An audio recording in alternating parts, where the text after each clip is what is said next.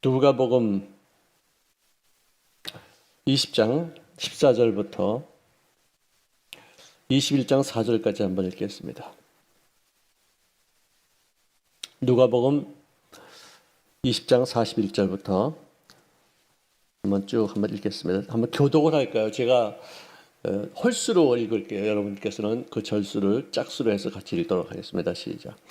예수께서 그들에게 이르시되 사람들이 어찌하여 그리스도를 다윗의 자손이라 하느냐.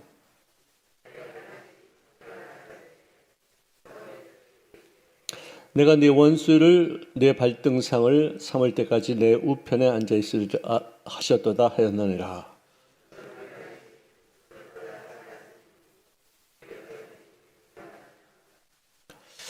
모든 백성이 들을 때 예수께서 그 제자들에게 이르시되 긴 옷을 입고 다니는 것을 시장에서만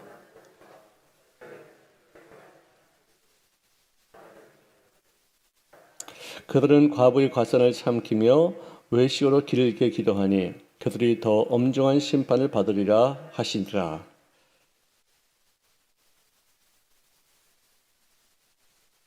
또 어떤 가난한 과부가 두 렙돈 넣는 것을 보시고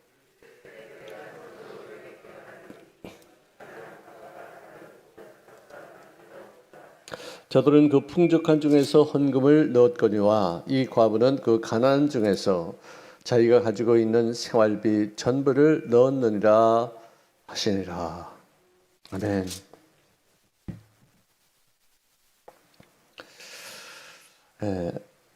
오늘 이 시편 누가복음 20장 41절은 사람들이 어찌하여 그리스도를 다윗의 자손이라 하였느냐. 그러니까 다윗의 자손 그리스도, 다윗의 자손 예수 이렇게 말하니까 이거는 좀 약간 어불성설이다. 왜냐하면 그리스도는 누구의 자손으로 되는 게 아니라 만왕의 왕이고 기름 부신 자고 구원자이신데 이분이 어떻게 누구의 자손이 이렇게 될 수 있겠느냐 하면서 인용한 구절이 시편 110편 1절입니다. 시편에 이것은 110편 1절에 나와 있는 말씀이에요. 다윗이 친히 말하였을 때 주께서 내 주께 이르시되, 이 원문에는 야훼께서 내 주께 이르시되 그렇게 되어 있어요. 근데 주님이 주님에게 말씀하신다는 게 무슨 말인가? 아니 왜 주님이 왜 둘인가? 주님이 그리스도께 말씀하신다? 그리스도께서 주님에게 말씀하신다? 이게 무슨 말인가? 참 굉장히 아주 섬세하게 굉장히 오묘한 말을 끄집어낸 거예요. 내가 네 원수를 네 발등상으로 삼을 때까지. 여기서 이 발등상은 발판이다. 즉 발을 갖다 올려놓는 곳이다. 그렇죠? 개역 개정에는 발등상이라고 되어 있지 않고 발판이라고 되어 있어요. 근데 여기는 고치지 않았어요. 옮겨놓은 곳은 고치지 않고 원문 시편은 고쳤어요. 발판으로 고쳤는데 내 발판으로 삼을 때까지 내 우편에 앉아 있으리라 하셨느니라. 그런즉 다윗이 그리스도를 주라 칭하였으니 어찌 그의 자손이 되겠느냐 하시니라. 굉장히 아주 이론적으로 맞는 얘기예요. 그죠? 다윗이 그리스도를 주님, 자기 후대에 오실 분인데도 불구하고 자기 자손이라고 말하지 않고 주님이라고 말하는데 왜 너희들은 다윗의 자손 그리스도라고 그렇게 말하느냐? 성경 공부 진짜 아주 치밀하게 하죠. 그때 당시에 이 성경을 가르치는 사람들은 주로 서기관들이었어요. 서기관이라는 것은 뭐냐? 여의도 보면은 이제 돌아가셨는데 서기관이라는 장로님이 계셨어요. 그는 예수 믿기 전에 부모님이 그에게 이름을 주시기를 서기관으로 이렇게 주셨는데 서씨에다가 기관이라는 이름을 하고 있어요. 내가 밤낮 볼 때마다 그 외식하지 마요 장로님. 밤낮 외식하지 마. 왜 이렇게 밤낮 서기관 같이 말이지 바리새인들 같이 밤낮 그러냐고. 좀 가만히 있어봐 좀. 막 이러고 농담하고 막 되게 친했었어요. 그랬는데 그분 돌아가시니까 참 굉장히 섭섭하고 또 아쉽고 또 재미가 없어요. 그분하고 만나기만 하면 늘 재미있었는데. 어쨌든 메시아의 권위에 대해서 질문을 하는 것이에요. 왜 다윗이 자손이라고 그랬느냐? 어떻게 해서 그분이 다윗이 자손이 될 수가 있느냐? 그리스도신데. 아니 주님께서도 주님이라고 부를 정도인데 이 다윗이 그리스도를 주라고 부르는데 어떻게 그분을 갖다가 다윗이 자손이라고 그렇게 말할 수 있겠느냐. 유대 전통에 의해서 그리스도는 다윗의 후손이라고 그랬는데 그러나 자신의 후손을 어떻게 주라고 부를 수 있겠느냐 하고서 따지는 것이겠죠. 이 바리새인들은요, 서기관과 마찬가지겠지만 특히 서기관은 하나님의 말씀을 받아 써서 복사해가지고 1.1획도 틀리지 않게 정확하게 1.1획도 틀리면은 저주가 임할 것이라는 말씀을 그들이 알고 있기 때문에 지금도 성경의 사본이 이제 발견된 것을 보면은 이사야 시대 때 있었던 그런 성경의 사본인데 원본과 더불어 보면은 거의 안 틀려요. 어떻게 복사도 아닌데 이렇게 점 하나도 틀리지 않게 정확하게 어떻게 그렇게 찍어서 이렇게 보내시느냐. 누가 시편 하나만 저에게 복사해달라. 시편 몇 편부터 몇 편까지 좀 해달라 그러면은 그걸 일일이 다 써가지고 줬대요. 지금 복사하기로 다 할 수 있잖아요. 인쇄기로 다 할 수 있잖아요. 근데 그때는 그런 게 없으니까 일일이 써서 하되 1.1획 하나도 틀리지 않게.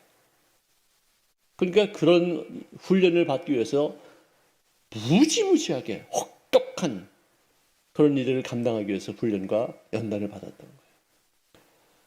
이 글을 쓰기 전에는 모욕 제기하는 것은 물론이고 눈빛 하나 다른 데 두지 않냐고 생각 하나 딴 데 두지 않냐고 묵상 깊이 해서 단 한 자도 틀림이 없이 정확하게 쓰기 위해서 평생을 그곳 생활하는 거예요. 그러니 얼마나 엄격했어요. 그들은 모든 면에서 엄격했어요. 왜? 그 정도의 어떤 훈련을 받아가서 했기 때문에 요만큼도 틀리는 것을 용납하지 않았었어요.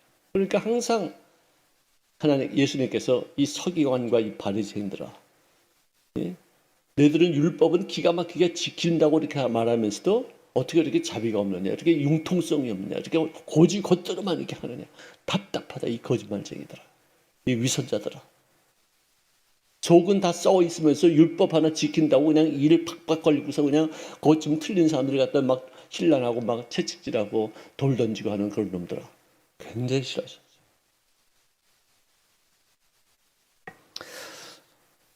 유대 왕국의 모든 재정을 관할했고 정책을 주관했으며 행정을 맡은 최고위직 공무원이라고 여기는 사람들이 있었어요. 얼마나 자부심도 강해요. 얼마나 정말 콧대가 높아요. 우리는 잘못된 그 꼴을 못 본다. 1.1획도 틀리면 안 된다.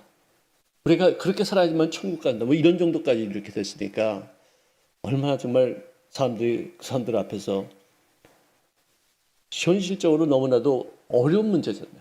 어떤 분이 저한테 이렇게 카톡을 보내왔는데 목사님 설교하시는 것 중에서 우리가 결단하기를 20%만 따라하자. 그렇게 결단을 했대. 그래서 내가 20%밖에 못 따라가나? 내가 가만히 생각해 보니까 설교한 내용 중에서 한 10% 따라하기 정말 힘들어요. 나도 그 설교를 하면서 내가 다 지키기 때문에 설교하는 것이 아니라 이것을 지켜야 되겠다는 마음으로 설교하는 것이지 남들에게 이것을 다 지키시라고 해서 강요하는 건 아니에요. 노력합시다. 우리 다 못하는 겁니다. 율법대로 우리가 못 사니까 은혜로 사는 겁니다. 다 넘어갑시다. 대충 이렇게 좀 봐주십시다. 스스로. 좀 여유를 가집시다. 그런 뜻으로 말씀을 전하는 것이지 아니 내가 용서하라고 그렇게 말하면서도 용서 나도 못할 때가 있잖아요. 그래서 용서하기가 얼마나 힘든다는 거 알잖아요. 그렇지만 말씀을 잠깐만 전하는 거예요. 언제가 또 어떤 그런 때가 와서 내가 용서할 때 그 말씀이 기억이 되어서 나라고 하여금 용서할 수 쉽게 만들 수 있는 어떤 그런 상황에 이렇게 하기 위해서 이렇게 하는 것이지 지금 용서하라고 지금 당장 못해요. 인간이기 때문에. 참 그래서 맨 처음에 제가 설교하면서 딜레마에 빠진 적이 있어요. 내가 좀 전도사 때. 나도 이거 지키지 못할 걸 내가 뭐 이렇게 설교를 하는 건가. 근데 내가 지키지 못하기 때문에 전파하는 거예요. 하나님 말씀이 이렇다. 우리는 전부 다 죄인이다. 누구 판단할 수 없다. 다 지킬 사람은 어디 있겠느냐. 그래서 서로 융통성 있게 서로 이해해주는 어떤 그런 마음이 필요하다는 것을 말씀해 주는 것이죠. 자, 모세의 율법을 해석하는 성경학자들이었고 그들은 또 율법주의자였기 때문에 빈틈이 없었고 너무 잔혹했었어요. 자기도 못 지키는데 남들을 보고서 지키라고 그러고 자기도 잘 제대로 못하는데 잘 지키는 척하는 것을 우리가 뭐라고 그러냐? 이 양의 탈을 쓴 늑대다. 회칠한 무덤이다. 그렇게 말했어요. 예수님이 그렇게 아주 신랄하게 비난했었어요.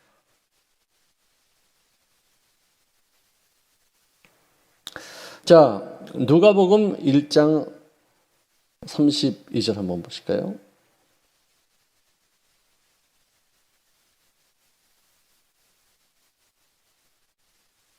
그가 큰 자가 되고 지극히 높은 이의 아들이라 일컬음을 받을 것이요 주 하나님께서 그의 조상 다윗의 왕위를 그에게 주시리니. 예수님의 탄생에 대해서 이렇게 말씀하시더니 그가 큰 자가 될 것이다. 조그만 어린 아이 보고서 큰 자가 될 것이다. 지극히 높으신 이의 아들이라 일컬음을 받을 것이요. 그 다음에 69절을 보면은 우리를 위하여 구원의 뿔을 그 종 다윗의 집에 일으켰다. 그러니까 다윗의 그 혈통을 통해서 구원자가 태어날 것이라는 것을 말씀해 주고 있는데 3장 누가복음 3장 23절 한번 보십시다. 예수께서 가르침을 시작할 때 30세쯤 되었더라. 사람들이 아는 대로 요셉의 아들이니 요셉의 위는 헬리오 하면서 그 조상들에 대해서 쭉 올라가지 않습니까? 요셉의 아들이었지만 이분의 본체는 그 꼭대기 위에 꼭대기에 있는 분이시다는 것이에요. 그분은 인간의 몸으로 요셉의 아들로 태어났지만 그 본체, 그 본질은 그 꼭대기 아담 그 꼭대기 위에 있는 분이시다. 그렇게 말씀해 주겠어요. 자, 사무엘하입니다. 사무엘하 7장 한번 보십시다. 12절. 자, 내 수완이 차서 내 조상들과 함께 누울 때 내가 내 몸에서 날 내 씨를 내 뒤에 세워 그의 나라를 견고하게 하리라. 그는 내 이름을 위하여 집을 건축할 것이요 나는 그의 나라 왕위를 영원히 견고하게 하리라. 나는 그에게 아버지가 되고 그는 내게 아들이 되리니 그가 만일 죄를 범하면 내가 사람의 매와 인생의 채찍으로 징계하리니와. 자, 이제 네가 이제 수완이 차서 돌아갈 텐데 너희 자식이, 너희 후손들이 이러이러한 경우를 겪게 될 것이다. 예언의 말씀. 솔로몬으로 시작해서 예수님의 대뒤까지 이런 일이 있을 것이다. 자, 이사야서 9장 한번 볼까요? 여기에 대해서 아무것도 아닌 그 어린 아이에 대해서 분명히 말씀하셨는데 9장 6절 보니까 이런 한 아이가 우리에게 낳고 다 잘 아는 얘기죠. 한 아들을 우리에게 주신 바 되었는데 그 어린 아이가 그의 어깨에 정서를 메웠고 즉 모든 정권을 그가 어깨에 그러니까 통치자라는 그런 뜻이죠. 그 이름은 기묘자라 모스라 전능하신 하나님이라 영존하시는 아버지라 평강의 왕이라 할 것입니다. 그죠? 어린 아이인데 이는 본질적으로 이미 그 꼭대기에 평강의 왕이 되시고 영존하시는 아버지가 되시는 그 아이다. 그러니까 참 이제 이 성경은 진짜 기가 막힌 책이에요. 너무나도 신기한 책이에요. 그 정사와 평강의 도함이 무궁하며 또 다윗이 왕자와 그의 나라에 군림하여 그 나라를 굳게 세우고 지금 이후로 영원히 정의와 공의로 그것을 보존할 것입니다. 만군의 야훼 열심히 이를 이루시리라. 할렐루야. 이러니 예수님이 어떤 분이시라는 것에 대해서 정확히 잘 얘기해 주고 있는 것입니다.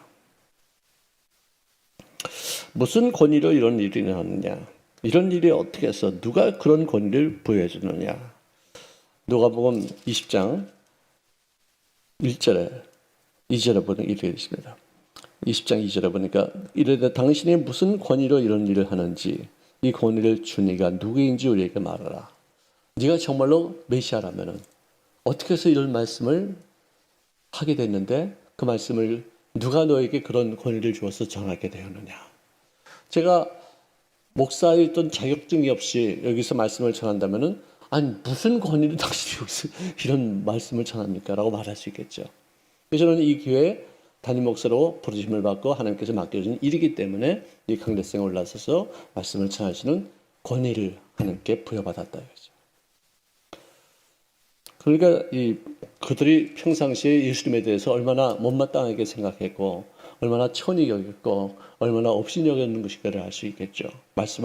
하나님의 말씀을 정말 그리스도로서 전파한데도 그 권위를 인정치 않고 받아들이지 않으려고 했었던 거예요. 자, 서기관들은 그 대신에 예수님 앞에 어떤 모습으로 보여줬느냐?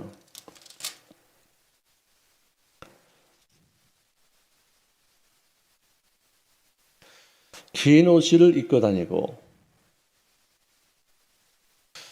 그리고 시장에서 문안 받는 것을 좋아하고 회당의 높은 자리와 잔치의 윗자리에 앉기를 좋아하는 그 서기관들, 이 사람들을 삼가하라. 그러니까 대접받기 좋아하는 거예요. 하나님은 참 이상해요. 우리 인간들이 대접받는 걸 이렇게 별로 기뻐하지 않아요. 교만해질까 봐 그럴까? 좀 남들을 업신여기는 마음을 가지려고 그럴까? 섬기는 것을 좋아하지 대접받는 것을 원치 않으시는 것 같아요.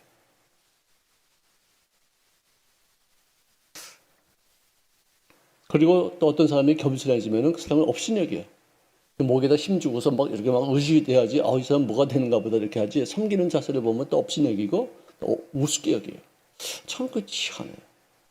그러면서 또 자기는 또 그런 사람을 섬기면서 또 자기도 그런 어떤 대접을 받고자 하는 그런 마음. 서기관들의 어떤 그런 모습을 이렇게 보여주고 있습니다. 그런데 율법을 그렇게 다 지킨다면서 진정한 의미에서 율법의 어떤 그 기초가 되고 율법의 정신이 될 수 있는 그 내용은 지키지 않는다 이거죠. 이것은 뭐냐? 과부의 가산을 삼키며 외식으로 길게 기도하니 더 그들은 엄중한 심판을 받을 것이다.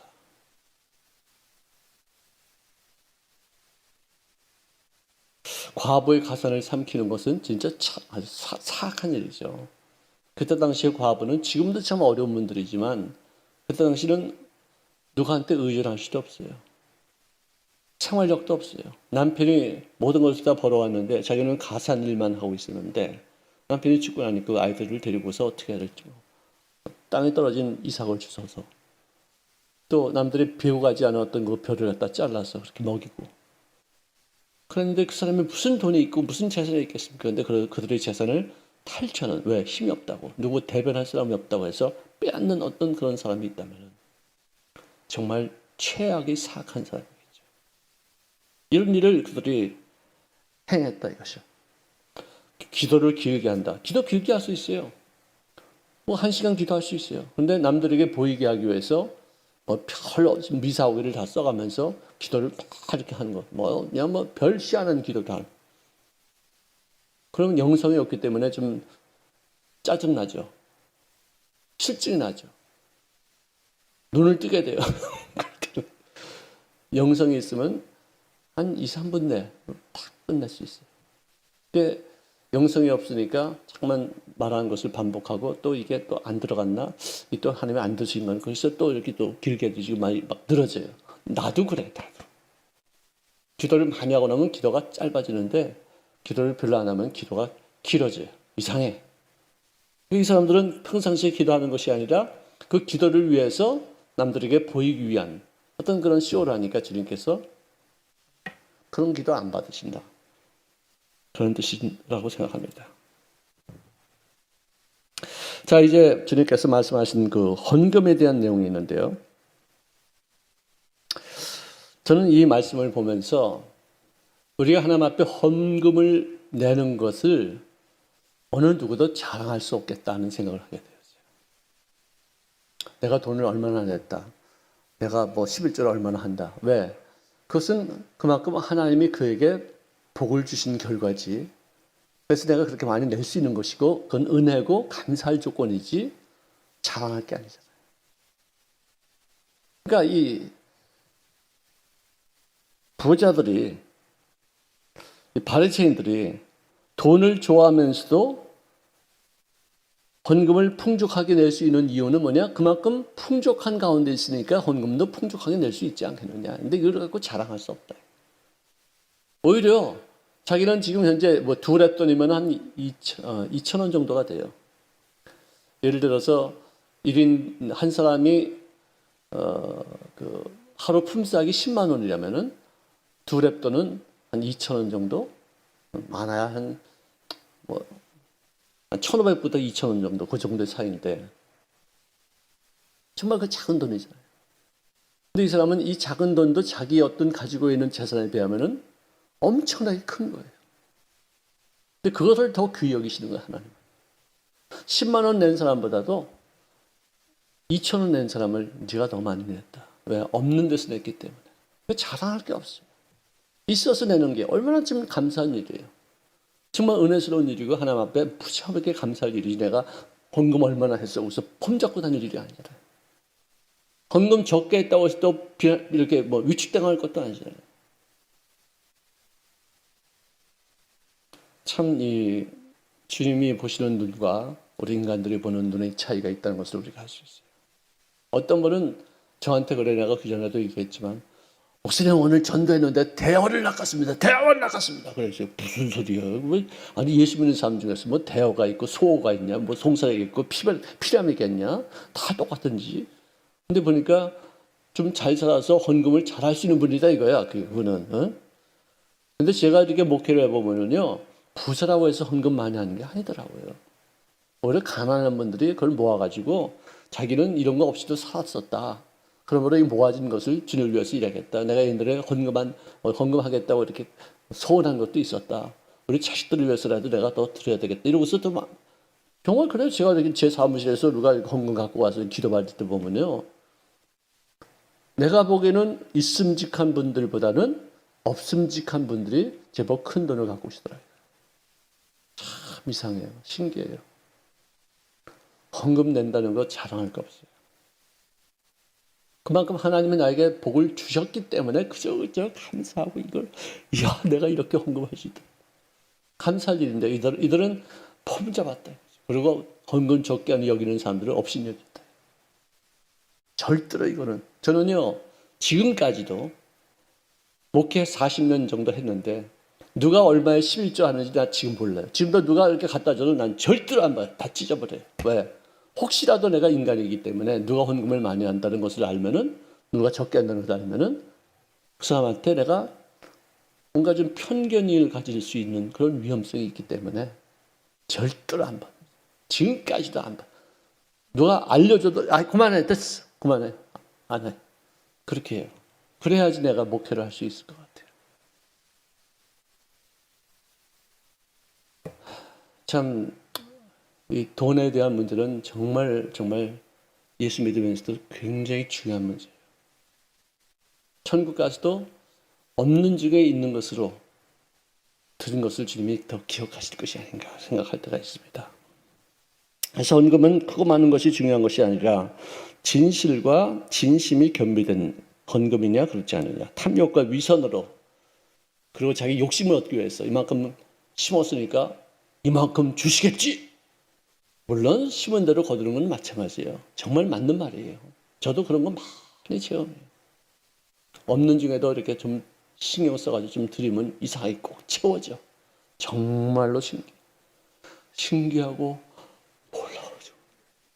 정말 놀라요. 그렇지만 그걸 목적으로 삼아서는 안 된다.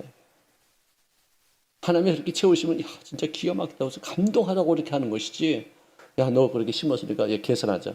하나님이 계산하기 시작하면 우리요 못해요. 뭐 잘할 때도 있지만 못할 때까지 다 계산하면은 우리 못 살아요. 자기는 그저 뭐 그냥 계산하자. 하나님 나 이렇게 했으니까 알았죠? 이렇게 와야 돼요. 뭐 이렇게. 그렇게 거래하는 게 아니에요, 하나님하고. 그렇게 많이 심었는데도 풍작이 안 될 때가 있어요. 바람이 불고 뭐 홍수가 나가지고 그냥 확 쓸어버릴 때가 있어요. 그럼 뭐 심은 대로 거둔 거 아니잖아요. 그럴 때가 있어요. 근데 적게 심었는데도 30배, 60배, 100배, 1000배까지 받을 때가 있다. 자, 감사하고 꾸준히 하나님께서 나에게 베푸시는 그 은혜의 분량에 맞춰서 기쁨으로 드릴 수 있기를 바랍니다. 하나님은 기쁘게 드리는 자를 사랑하신다. God loves cheerful givers. cheerful. 기쁨으로 드려지는. 요즘은 우리 헌금 기도하시는 우리 안수집사님들 훈련이 돼가지고 옛날에는 기쁨으로 하나님 앞에 드리게 하여 주시옵소서. 그러면 그게 무슨 말이에요? 지금 기쁘지 않은데 기쁨으로 드릴 수 있게 해달라는 얘기잖아요. 아, 이거 좀 고치라고 해도 잘 고치더니 요즘은 다 고치셔서 가지고요. 하나님 아버지, 제가 기쁨으로 심사오니 받아주시옵소서. 아우, 아주 굉장히 은혜스럽게 하더라. 대표자니까 그렇게 말하는 거예요. 모든 사람들이 다 기쁨으로 드립시다. 그 뜻이지. 기쁨으로 드리게. 나부터도 기쁘지 않은데 기쁨으로 드리게 해주세요. 아, 그러는 거 아니에요. 그죠? 그래서 좀 고치자. 좀 우리가 옛날에 하던 어떤 잘못된 어떤 기도는 좀 이 코로나를 지나면서 좀 고칠 건 좀 고치자. 그런 뜻으로 했는데 다들 이렇게 따라주시니까 참 감사하죠. 자, 여기까지 공부하겠습니다. 우리 다 그리스도께서 왕이 되시고 우리 주가 되시는데 어떤 태어난 서열로 인해서 결정되는 것이 아니라 만세부터 예정되어 있으신 하나님께서 오신 것으로 인해서 그를 주님으로 부르시는 인생을 살고 있다는 것을 우리가 이해해야 되겠습니다. 그리고 서기왕 같이 이렇게 거짓된 모습으로 신앙생활 하지 말고 진실되게 하자. 또 헌금을 드려도 크고 많고 적은 것이 문제가 아니라 내 마음이 어떤 마음으로 주님 앞에 드리느냐. 우리 마음의 중심을 보시는 분이시다. 그걸 깨달으시기를 바랍니다. 자, 기도하겠습니다. 사랑하시는 주님 고맙습니다. 오늘도 이렇게 사순절을 맞이해서 십자가에 못 박히시기 전에 하셨던 그 모든 말씀을 다시 한번 상고하시는 시간으로 이끌어 주셨사오니 감사합니다. 마지막에 주님께서 우리에게 삶의 기준치를 삼으라고 하신 그 모든 말씀을 귀담아 들을 수 있도록 도와주시옵시고 그 말씀이 마음속에 새겨진 바 되어 우리 생활 속에서 열매를 맺는 지키는 자의 인생을 살 수 있도록 도우시기를 원합니다. 말씀을 듣고 귓전으로 흘리는 자가 되지 않게 하시고 마음판을 새겨서 그 말씀이 살아온 운동력 있는 죄의 말씀에 되어진 바 그들의 삶의 풍성한 결실로 화답하게 하시는 죄의 은혜를 만끽하는 여생이 되어지기를 원하오며 예수님의 이름으로 기도합니다. 아멘.